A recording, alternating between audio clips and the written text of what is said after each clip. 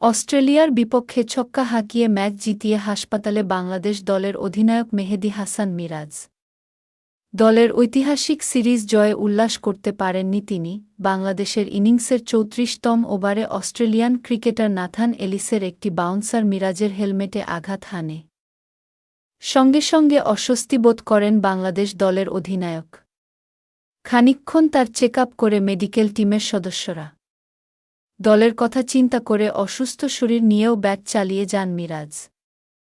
ছক্কা মেরে দলের জয় নিশ্চিত করেন তিনি। খেলা শেষ হতেই মিরাজকে নিয়ে যাওয়া হয় হাসপাতালে। সিটি স্ক্যানের পর সিরিজের তৃতীয় ম্যাচে খেলার ব্যাপারে সিদ্ধান্ত নেওয়া হবে। আগামী রোববার সকাল ১১টায় মিরপুর শেরেবাংলা জাতীয় ক্রিকেট স্টেডিয়ামে সিরিজের তৃতীয় ও শেষ ম্যাচটি অনুষ্ঠিত হবে। সেই ম্যাচে হেরে গেলে হোয়াইট ওয়াশ হবে অস্ট্রেলিয়া। বাংলাদেশ দলের ফিজিও বায়েজিদুল ইসলাম খান জানান, সতর্কতা হিসেবে মিরাজকে ২৪ ঘণ্টা পর্যবেক্ষণে রাখা হবে হাসপাতালে।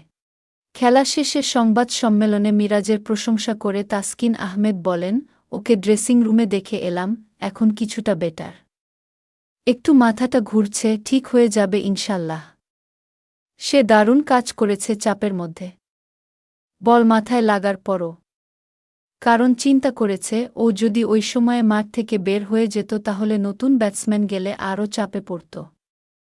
কিন্তু হৃদয় আর মিরাজ শেষে দিকে ভালোভাবে শেষ করেছে। রোববার টাইগাররা জিতলে রীতিমতো হোয়াইট ওয়াশ হবে ৬ বারের বিশ্ব চ্যাম্পিয়ন অস্ট্রেলিয়া।